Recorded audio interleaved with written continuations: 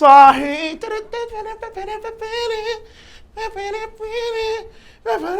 Gente, quem vai sarrar na concorrência? Você, gente, assistindo o Projeto X que multiplica os seus chances de aprovação. Estamos de volta em mais uma semana emocionante. Na prévia das grandes provas nacionais, as pessoas estão ficando nervosas porque o vestibular está chegando. Tem que ter confiança nos seus estudos, seus conhecimentos. E no Projeto X, né, pessoal, que tem 1000 aulas disponíveis gratuitamente para você. Só isso, mestre. Né? A atualidade tem mais de 200, né? E 59 e raiz de 3, elevada a constante de Avogadro. Gente, aqui é multiplicação na cara, chuleta no alho e colocada, como sempre, na pedra de sal do Himalaia que frita e sela a carne daquele jeito dourado. Amigos, eu queria agradecer a todos aí pela excelente audiência do nosso último vídeo de retorno aí, né, sobre o nosso maravilhoso percurso da Rota da Seda. Obrigado aí, pô, a galera tá compartilhando aí, tá participando. Gostaria de pedir para você, pessoal, que... Por favor. Por favor, o que, Gabriel Mendes? Peça a eles, Gabriel Mendes, com o seu charme peculiar. Um rapaz que domina os aplicativos da vida, os aplicativos de inserção no seu coração. Se inscreve no meu canal. Ele é meu, ele é seu, ele é nosso. Se inscreve, vai. Eu sei que tu assiste. Toda semana tu fica ali. Ah, mas eu quero vídeo sobre os adventistas do Oriente, do Infinito, do Shuriken Dourado. Você quer aula sobre tudo? Então se inscreve, porque aqui a gente fala sobre tudo. Precisamos de você, pessoal. Sem você não tem Projeto X, a gente não tem razão de ser. Além disso, você já vai curtir esse vídeo antes, porque você sabe que aqui a qualidade é inigualável, né, pessoal? E no final você vai fazer o quê, mestre? Vai dar aquela compartilhada gostosa, né? Pessoal, olha só o que eu aprendi sobre... O que a gente vai falar hoje, mestre? Apenas um assunto sério pra caramba, né? Desses últimos acontecimentos trágicos que tem assolado o mundo, que são sobre os atentados terroristas na Somália. Mas antes disso, vai lá no nosso Instagram, se inscreve. Que isso? Que isso, mestre? Altas fotinhos, altos vídeos. Que isso, arroba? E aí, chama você o seu arroba também para curtir e seguir o Projeto X Edu no Instagram e no Facebook também, né, gente? Projeto X Edu, gente, interage em todas as redes sociais, estamos multipolares e multiestelares com você, ok? E antes que você já comece a falar, a aula começa em 7h250, nós vamos começar o que agora, gente? Sempre cai no chão, eu vou ali buscar ele rapidinho, o nosso maravilhoso X da Atualidade, o melhor programa de atualidades da web, né, pessoal? Proparoxítono e essencial, como diz nosso amigo Whindersson, ok? Gente, vamos então conhecer um pouco sobre, né, a gente está começando de forma bem-humorada, como é característico, mas esse país, infelizmente, de nada tem, né, de feliz, lamentavelmente, né? Tivemos um atentado trágico na última semana que acometeu a Somália e uma história bastante... Conturbada, né, mestre? Né? A gente vai passar aqui alguns episódios, o Gabriel vai fazer com você aquela tradicional varredura histórica, mas é importantíssimo você tentar conosco aqui, com muita sensibilidade, né, muito cuidado, compreender este mosaico que é o continente africano e especialmente a Somália, né, Gabriel? A Somália é um país que te deu uma suada aqui, né, pra poder conseguir preparar esse material, né, porque é complicado. Da nossa ignorância e distanciamento em relação Lamentavelmente. a principalmente a África Negra, né, esquecida muitas das vezes em todos os sentidos, e que na última semana foi lembrada, infelizmente, de uma forma bastante ruim por conta do considerado maior ataque terrorista desde o 11 de setembro. Essa estatística eu fiquei então, isso chocado. Nos deixa absortos, e a gente vai agora aqui entender um pouco da história desse país que passa por grande dificuldade, não apenas no campo do terrorismo, mas no campo social, no campo econômico e no campo político. Então vamos entender. Primeiro, o que é esse país Somália? Quando ele foi formado? A Somália, na sua característica territorial, se formou principalmente a partir do século XIX, num processo que a gente conhece bem, que é o processo do neocolonialismo, do imperialismo. Então, como a gente bem sabe, a África foi dividida de acordo com os interesses das potências industriais.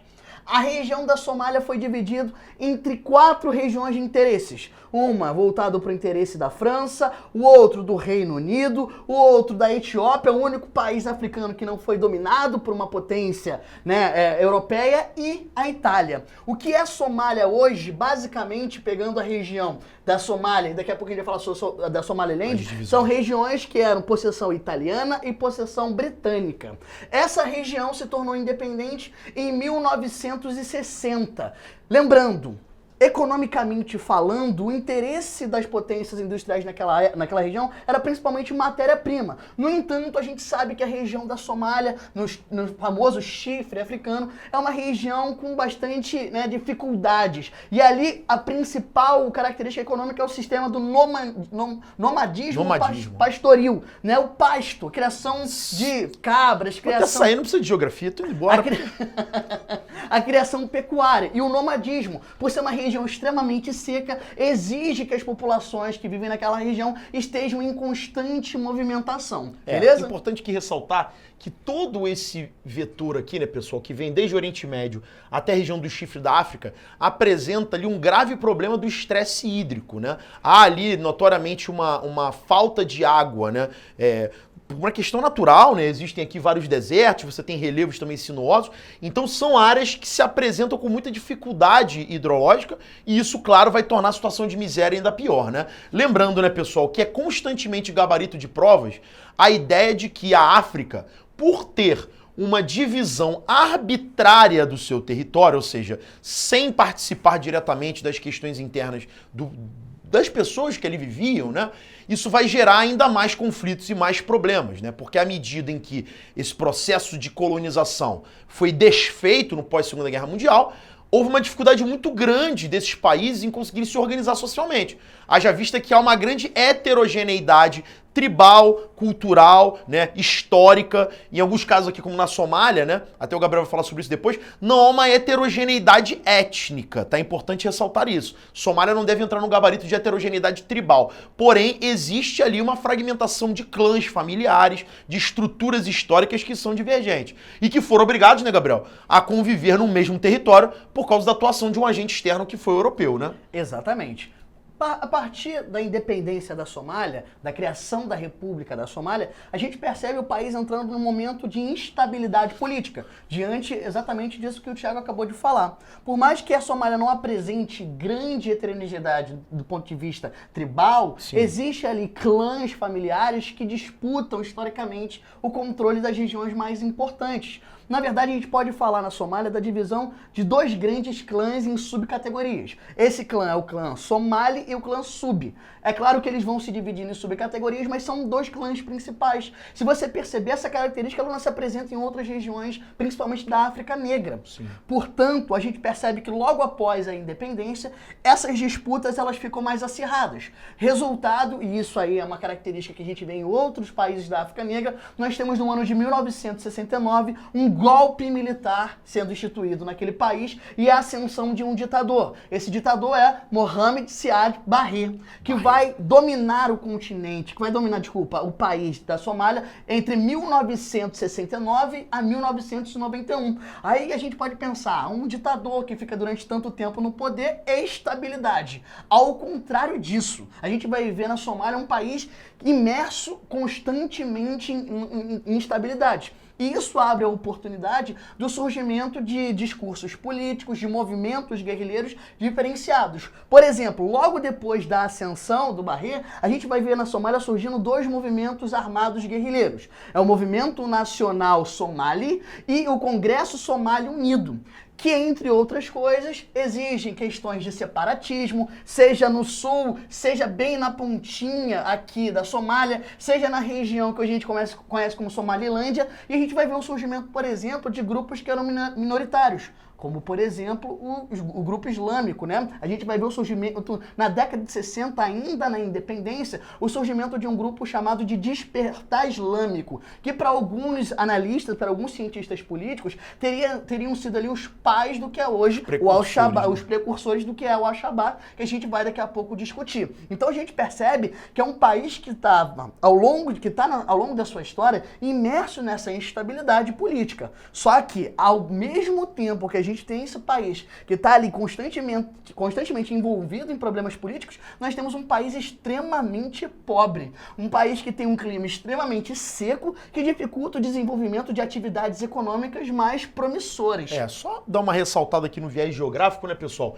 Que essa regiãozinha aqui do norte da África, né, conhecida ali como Maghreb, você tem aproximadamente de 90 a 95% de habitantes, né, que professam a religiosidade islâmica, né? Então existe ali uma ligação muito forte em termos culturais, em termos até étnicos, com o Oriente Médio. Essa região do Chifre da África, pessoal, apesar de ser muito próxima do Oriente Médio, né, é uma área que não tem essa mesma, digamos, predominância do islamismo. Existe uma fragmentação interna muito grande, até pela grande influência, né, Gabriel, do europeu, né? Porque esse europeu, quando chega, ele traz ali a sua cultura, a sua linguística, ele traz a sua religiosidade também. Por mais que o neocolonialismo já não fosse mais uma expedição com um caráter religioso tão forte, isso acabou sendo inserido de alguma forma. Então, existe uma heterogeneidade interna que acaba promovendo uma maior propensão ali a conflitos de ordem religiosa também, né? E a gente vai falar muito no Al-Shabaab nessa aula ainda sobre essa questão, né? Dessa divisão interna em torno do Islã e em torno daqueles que não professam o Islã, né? É interessante ressaltar que uma das grandes dificuldades que o Barré teve ao longo do período que ele ficou no poder foi justamente entender, ou não levar em consideração, acho que entender ele até entendia, mas não levar em consideração que esses clãs e os anciãos que acompanham esses clãs têm uma influência muito grande na população local. Sim. Então a gente percebe que essa centralização exacerbada que o Barré impõe na Somália fez com que essa instabilidade ficasse cada vez mais aflorada e diante disso o que a gente vai perceber? Um movimento de resposta, de resistência também cada vez mais organizado ali presente, né? E difundido dentro dessa sociedade, né, mestre? Deu a caída no microfone, mestre, sem problema, aqui a gente faz ao vivo. Os microfones aqui deu... Não há problema algum. Né? Na verdade, né, pessoal, a gente compreender também que essa é uma região que se apresenta com alguns entraves geográficos como os desertos, né? Isso aí é classificado, inclusive, nos livros de geografia como uma dificuldade, né? Como uma barreira, digamos assim, para essa vinda do islamismo para o sul. Então aqui a gente vai ter um clima de atuação muito seca, porém, ironicamente, né, pessoal, com a presença aqui do maior rio africano, o segundo maior rio do mundo. Só abrir um parênteses aqui rapidamente para o nosso rio Nilo, que é o rio que tem nascentes dentro da Etiópia e na divisa ali entre o Quênia e o Uganda, né, que forma ali o Nilo Azul, né, e depois o Grande Nilo, que é um rio que se estende aqui para o norte. Inclusive existe hoje, né, já que estamos tendo a oportunidade de falar do Chifre da África, uma contenda muito grande entre etíopes, entre sudaneses, né, cadê o Sudão? O Sudão está aqui, e os egípcios a respeito do controle dessas águas, né, já que o Egito usa a grande maioria das águas para o seu abastecimento interno e também para a produção de hidroeletricidade, né? Então é uma região que já tem no estresse hídrico um problema muito grave, e a Somália, né, pessoal, que fica numa área menos favorecida ainda em termos de água, vai sofrer bastante, né? E é ali que começa a ter alguns problemas que vão levar a mudanças políticas também, né, mestre? Lembrando que na década de 70, inclusive, para alcançar alguns interesses políticos, o Barré vai, inclusive, se aproximar do governo soviético, no contexto da Guerra Fria. Ele tentava tomar uma região que hoje pertence à Etiópia, e essa tentativa em 1977 levou, inclusive, ao Barré estabelecer a Somália como uma república democrática e socialista.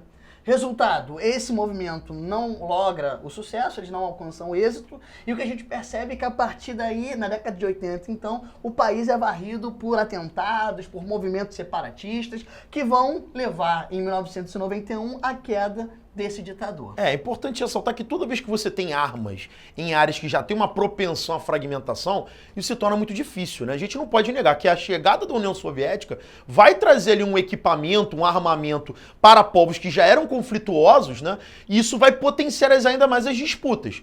Numa área, né, pessoal, que você já tem entraves naturais, você tem uma seca crônica, você não tem riquezas minerais ou naturais muito expressivas. Quando você tem um povo, né, altamente fragmentado internamente, com armamentos agora, né, isso se torna mais problemático. E aí, obviamente, a situação do Barré vai ficar insustentável e ele não vai conseguir segurar, né? E a partir daí, por exemplo, em relação aos movimentos islâmicos, um radicalismo cada vez mais crescente. Tanto é que a gente vai ter, por exemplo, na década, a partir dos anos 2000, que a gente vai falar um pouco mais à frente, a formação, por exemplo, da União das Cortes Islâmicas, que aí desejavam o estabelecimento das leis islâmicas, a Sharia, né, com o objetivo de tornar aquele país completamente envolvido dentro de uma outra ideologia, dentro de um outro parâmetro. Ou né? seja, a gente pode construir a ideia de que não... É porque quando a gente vê na mídia, né, de forma muito simplista, existe um atentado mortífero, pior desde o 11 de setembro, e provavelmente foi um grupo islâmico que o cometeu, ou seja, já há imediatamente uma associação. A gente já pensa automaticamente numa província, num país onde há uma religiosidade islâmica, né, radical, muito enraizada, e não é o caso, né? O islamismo ele foi ali crescendo na Somália gradualmente, e hoje esse grupo que supostamente, é importante ressaltar, é o causador dos atentados, porque ainda não há uma comprovação disso, né, ele é relacionado a uma causa islâmica, né, a uma guerrilha islâmica que não tem uma aceitação interna, né, consolidada, né? É importante ressaltar isso. A Somália, a gente vai falar isso melhor no próximo bloco, ela é um quebra-cabeças, pessoal. Se a África já é um quebra-cabeças por ter 54 países, a Somália, então, é um país completamente dividido e heterogêneo e difícil de compreender, né? Por isso que a gente está fazendo aqui bem no passo a passo, né? Em 1991, Barre, acaba sendo deposto e exatamente no mesmo ano que é formada a Somaliland, que era aquele espaço britânico, antiga possessão britânica, que desde a independência buscava ali ser uma área autônoma. Lembrando, é uma área autônoma, mas ainda não é reconhecida internacionalmente.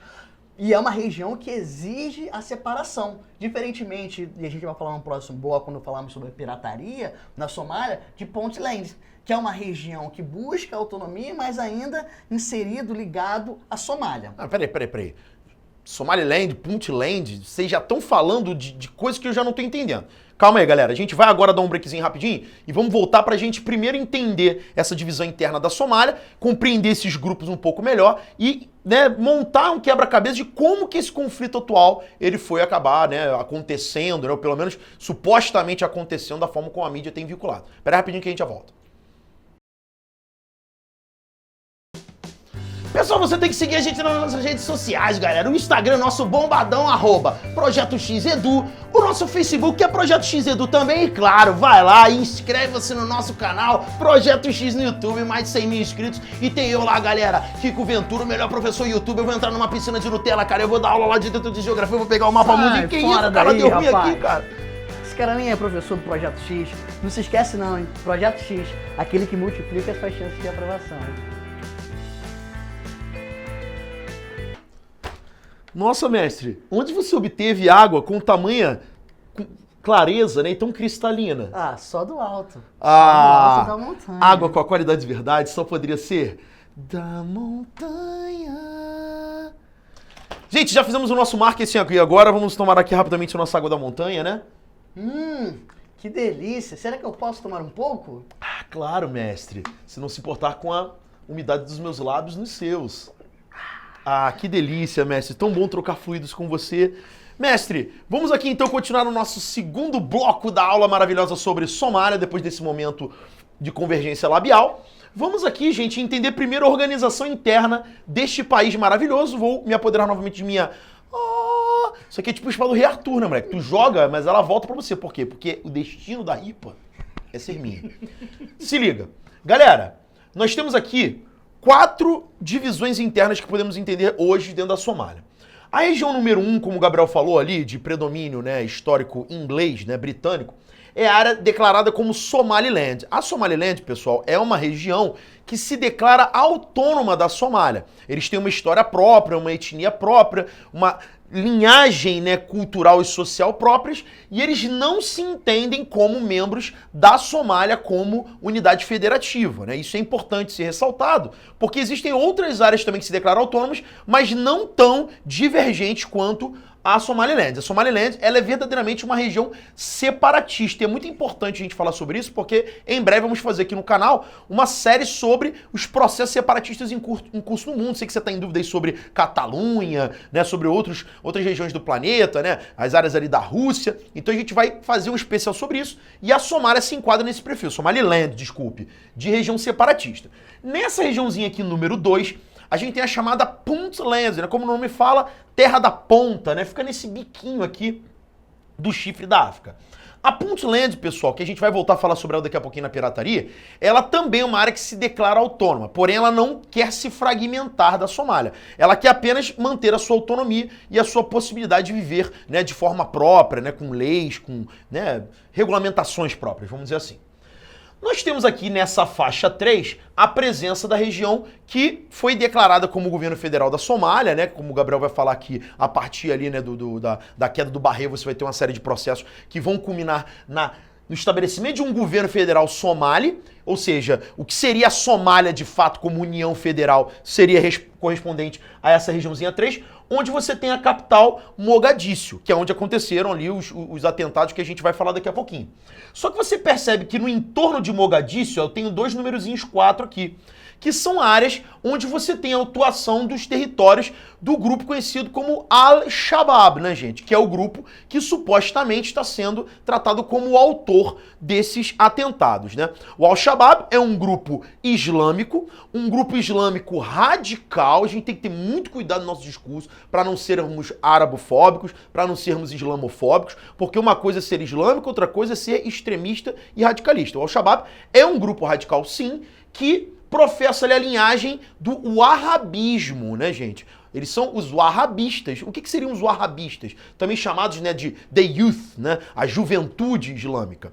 Esse wahhabismo, pessoal, ele está relacionado a uma ideia de um grupo sunita, ou seja, aquele entroncamento lá do islamismo dos sunitas, porém um sunismo radical, extremista, né? Levado ali a um nível mais amplo ali de radicalismo. Como o Gabriel falou no tempo anterior, a gente falou sobre a ideia, né, das sharias, né? Que em árabe é Sharians, né? Pô, gente, que tradução online, ó, buiachaca na hora. O que são as sharias islâmicas, pessoal? São execuções, né, de um cumprimento do islamismo como religião de forma, primeiro, fundamentalista, radical, e substituindo a ordem social. Ou seja, você retira a Constituição, retira legislações e passa a praticar como palavra de ordem, né, como lei, digamos assim, a palavra religiosa, o que é um problema muito grave, né? Porque você está criando, né, uma interpretação de um texto religioso, de um texto histórico muito antigo e aplicando numa sociedade moderna, né? O que torna o Al-Shabaab bastante problemático de se lidar no contexto interno do país, né, mestre? Portanto, a gente percebe que pós-1991, a derrubada do Barre não significou estabilidade.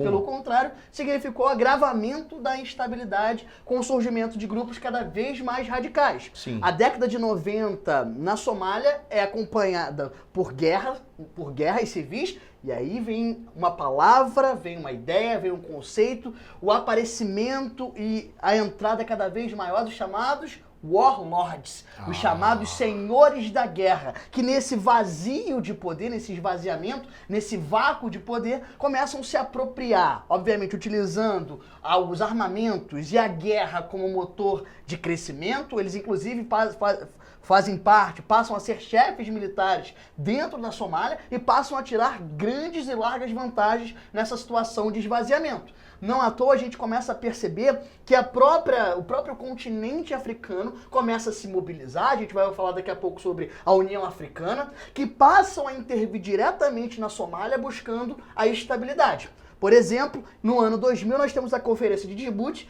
cujo objetivo era o estabelecimento de um governo nacional de transição, cujo objetivo principal era trazer estabilidade. Como a gente já bem falou, o poder dos clãs, né, dos anciãos na Somália evita e impede que isso dê certo. Inclusive são enviadas missões de paz, né, financiadas pela ONU, que tinha por objetivo trazer essa estabilidade. Não foi resolvido. No ano de 2004, nós teremos a Conferência de Nairobi, que aí estabelece o governo federal de transição. É aí que entra essa galera aqui da faixa 3 que eu mencionei, né? Resultado disso, a gente percebe que o agravamento político, ele continua, ele permanece. Não à toa, é nesse momento que grupos cada vez mais radicais vão atuando. A União Africana, através do apoio financeiro e também através de apoio militar, buscava trazer essa transição. Amigos, a Constituição Constituição da Somália só foi escrita no ano de 2012, quando foi eleito o seu primeiro presidente através do voto indireto. O sistema de clãs é tão forte que existe uma estrutura onde os anciãos escolhem o presidente. Então a gente percebe que é uma situação onde nós temos essas disputas dos clãs que para nós talvez seja difícil entender essa relação e a importância que esses clãs e esses anciãos têm, e ao mesmo tempo a gente percebe uma tentativa de centralização. Não à toa, a partir de 2006, 2007, com o aparecimento do Al-Shabaab, que desejava, obviamente, estabelecer na Somália um movimento baseado cada vez mais nas leis islâmicas e o desejo do estabelecimento de um Estado Islâmico, não do Estado Islâmico, de um Estado Islâmico. Ou seja, a existência de um califado. É importante que só pra gente organizar essas ideias, senão fica muita informação. Você tem um país que tem um vácuo, né, governamental, você não tem uma unidade interna, é um país que, como a gente falou antes do break, ele já teve uma fragmentação ali entre áreas de controle do Reino Unido, da Itália, da França, né, a própria Etiópia que participa aqui do processo. Então já era uma região fragmentada colonialmente, e com a saída do colonizador, o caos prevalece em nível interno. Então cada um começa meio que puxar a sardinha para si. Ah, eu tenho uma afinidade cultural maior com o meu próprio grupo, então eu vou me alocar em determinada região, e eu vou me separar dos demais. Aí o outro é islâmico, aí começa a querer puxar um pouco pro lado, né, de uma república islâmica. Então dentro desse contexto a gente passa a ter uma Somália cada vez mais fragmentada, né, pessoal? País esse que vai durante os anos 90 ser repetidas vezes o país mais pobre do planeta Terra, justamente por essas questões.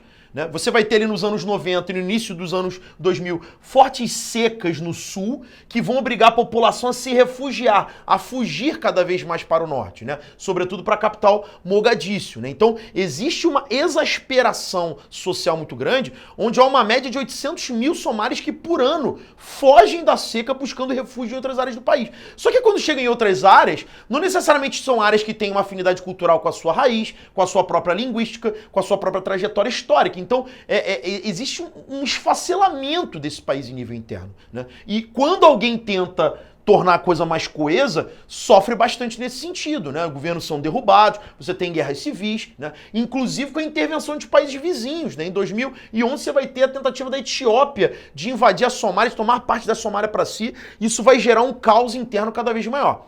E é nesse buraco, nesse vazio, digamos assim, que o Al-Shabaab começa a ganhar mais força, né? Ele começa a ter ali, talvez, mais gente o escutando, né? Entendendo melhor a sua proposta, participando mais das suas ideias, E, né? obviamente, dentro desse contexto, tem sendo influenciado por outros movimentos terroristas que no mesmo momento atuavam, como, por Sim. exemplo, a Al-Qaeda. Que é o principal influenciador, né? Exatamente. No primeiro momento, a gente percebe essa aproximação entre a Al-Qaeda da Península Arábica, principalmente. Lembrando que é importante ressaltar que a Al-Qaeda também tem várias vertentes, Sim, e blocos sim, e sim. células, e o Al-Shabaab. Então a gente percebe que nesse momento, tanto é que até 2011, o Al-Shabaab tinha uma forte presença na capital Mogadíscio. Só a partir de 2011 que eles conseguem ser efetivamente expulsos. Não à toa, essa certa estabilidade na capital permite a formação de uma assembleia, a elaboração de uma constituição e a eleição de um presidente no ano seguinte. Sim. Mas isso não significa que esse grupo tenha aberto mão dos seus objetivos, tanto é que os ataques terroristas a partir de 2011 na região da Somália, em países vizinhos, aumenta ainda mais. Sim. Ataques na própria cidade de Mogadíscio, que esse ataque não é o primeiro, infelizmente não será o último, é um contexto, é um movimento que tem muitas células, muitas lideranças e por isso tem uma atuação e são muito difíceis de encontrar, tal como é o Boko Haram na Nigéria, que a gente Sim. também conhece, um movimento, outro grupo terrorista que atua na região da Nigéria e tudo mais. Então a gente percebe que nesse contexto, essa situação de instabilidade ela é muito difícil. E vamos lembrar algumas coisas importantes. A Somália tem 11 milhões de pessoas. Dessas 11 milhões de pessoas, cerca de 7 milhões de pessoas são atingidas pela fome. É um estado de miséria profundo. Existe uma ONG chamada Save the Children que diz que cerca de 275 mil crianças somalis morrem de fome naquele país. Então é uma Por situação, por ano, é uma situação de calamidade humana, né, absurda. É um país que em 1992 e em 2011 foi alarmada por uma fome sem precedentes. Inclusive, a gente leu algumas reportagens das senhoras mais velhas dizendo que a seca que atinge atualmente o país é a pior vista nas suas vidas. Então, é um país que passa por essas dificuldades do ponto de vista econômico, que tem um PIB, né?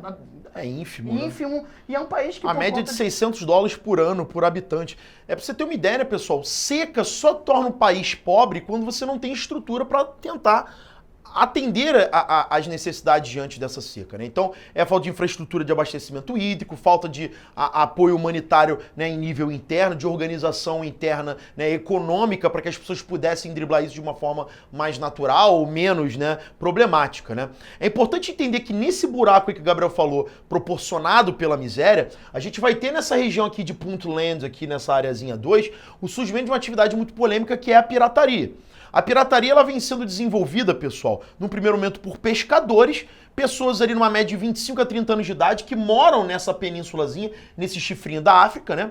E que começam ali a executar atividade de pirataria no primeiro momento de forma até lúdica, para tentar espantar os pescadores internacionais que vinham para sua costa e meio que levavam o peixe somar embora, né? Isso aí com o tempo começa a virar uma atividade lucrativa, rentável, que consiste em invadir o navio, apreender esse navio, ligar para os proprietários desse navio, pedir um resgate em dinheiro e, recebendo esse resgate, permitir que o navio tenha sua livre passagem. Lembre-se do filme aí, Capitão Phillips. Capitão Phillips, né, gente? Ranks, que infelizmente o vilão é negro e o herói é branco, como sempre, né, pessoal? Infelizmente. Só que a gente tem que perceber que essa areazinha aqui, aí você vai lembrar da nossa aulinha aí da Rota da Seda, é uma área de entrada do Golfo de Adém, que eu tenho aqui a passagem para The Red Sea, né, gente? O Mar Vermelho, que eu botei em inglês por quê? Porque não deu espaço de escrever Mar Vermelho. E aqui em cima, conectando-se ao canal de Suez e chegando ao Mar Mediterrâneo. Então, é uma rota importante? É muito importante. É importante para as pretensões chinesas na atualidade, é importante para os países do Golfo Pérsico que por aqui transportam seu combustível para a Europa, é importante, né, pessoal, para as rotas comerciais europeias com o resto do mundo, né? É importante para a Rússia que faz ali com o seu petróleo e gás natural também a passagem por essa região. Então vamos ter superpotências interessadas em intervir na questão da pirataria. Só que, por outro lado, gente, os warlords, né, os senhores da guerra, como o Gabriel falou, eles vão ficar interessados nessa atividade e vão patrocinar essa atividade junto com esses pescadores. Então, o que era algo que começa de forma ali rudimentar, torna-se uma grande estrutura organizada. Tanto que hoje, pessoal, Puntland tem 5 gangues, o termo é esse, gangues de piratas que disputam entre si o direito de fazer pirataria. Olha só, eu tenho um país fragmentado em 4 partes. E essas 4 partes, uma delas, é fragmentada em 5 partes. Aí esses caras fazem pirataria, sequestram o navio, pedem milhões de dólares, recebem o resgate. Com esse resgate eles compram armas para entrar em guerra com as outras 5 gangues, com as outras 4 gangues, né? Uma contra as outras 4. E fazer o paralelo aqui, né? Um dos países mais pobres do mundo é um dos países que tem um dos maiores números de armamentos. Armamentos esses que vêm via Iêmen, né, passando aqui pelo Golfo de Adém, lá da Península Arábica, e também da própria capital Mogadíscio, onde os warlords, né, devem viver, devem se estabelecer, e ali fazem, né, o controle dessa atividade que se estabelece nessa pontinha aqui da Ásia. Desculpe, da África, perdão. Onde vários países exigem internacionalmente liberdade para poderem atuar, para proteger suas embarcações. Só que a Somália tem o direito a ter a sua autonomia, né? Como é que você vai ter um território agora devassado por embarcações internacionais que vão passar por ali, pô, atirando nos barqueiros somalis? Então olha que situação trágica. Dentro de um país que é dos mais pobres do mundo, e aí você chega no sábado e tem um atentado como esse, e aí você se pergunta, pô, Thiago, só agora vocês vão falar do atentado? Porque, na verdade, o intuito não era falar sobre o atentado especificamente. Era fazer você entender a Somália, porque esse atentado visto isoladamente é mais um grupo de africanos que morrem no mundo e que pouca gente vai chorar. Porque o pessoal fala pray for Vegas, pray for Paris, pray for London, for Manchester, mas ninguém chora os mortos da Somália. E nem vai chorar, porque é normal o somali morrer. É normal o somali morrer de fome. Quem dirá morrer numa explosão? Só que o cenário que explica essa explosão, ele tem raízes muito mais macabras e muito mais complexas. Tanto que eu garanto que alguns de vocês vão ter que assistir a sala de novo para poder fazer anotações mais minuciosas para entender, porque é uma situação muito, muito trágica, né? Muito difícil, né, Gabriel? Você percebe, o grave, o que foi, né, esse ataque, mas até agora, né, estamos hoje na quinta-feira, ainda estão sendo contabilizados As mortos, mortes, né? Mais de 300 mortos nesse atentado, num grupo que exige, né, o estabelecimento de um califado, de um Estado, e no qual boa parte do mundo daqui a 2, 3 dias vai esquecer. Já E a esqueceu. Somália vai continuar imersa na sua pobreza, na sua fome, nas suas disputas. Então o importante, e eu fiz questão que a gente trabalhasse esse tema, é porque essa região do mundo, explorada ao longo de séculos, seja pelo contexto lá da escravidão, seja pelo contexto do neocolonialismo, agora se vê abandonada, né, a sua própria sorte, envolta numa série de conflitos, de atrasos econômicos devido a essas ações externas do passado e que agora têm que lidar com esse contexto de guerras, de conflitos e de terrorismo exacerbado. Sem dúvida. E lembrando que não só no passado, no presente, né? A China está presente nessa região com bases militares, com entrepostos comerciais, participou da fragmentação do Sudão, participando, né, diretamente ali nas ações geopolíticas locais. Aí você tem a União Europeia também que não tem satisfação em a China estar ali presente, mas também pode ter agora satisfação, porque tem Rota da Seda. Então você percebe que é um continente retalhado pelos interesses internacionais. Conforme o jogo muda, a África está sempre como tabuleiro e sempre sofrendo as mazelas e as consequências de ser, né, o quintal do mundo, né, gente? Um continente de 1 bilhão de pessoas, mas que vivem, parece que num outro planeta, lamentavelmente, né? Então essa aula aqui foi para tentar ilustrar um pouco para você dessa tragédia, né, que vive a África, e especialmente a Somália, que é um dos países mais pobres do continente. Certo, mestre? Foi. Galera, acho que foi o suficiente aí, tá? Deixa aí o seu comentário, tá, pessoal? Se quiserem mais aulas específicas sobre temas africanos ou de outras regiões, a gente pede a participação de vocês aí pra gente fazer o Projeto X cada vez melhor. Beleza, galera? Um forte abraço, até a próxima. Valeu! Beijos!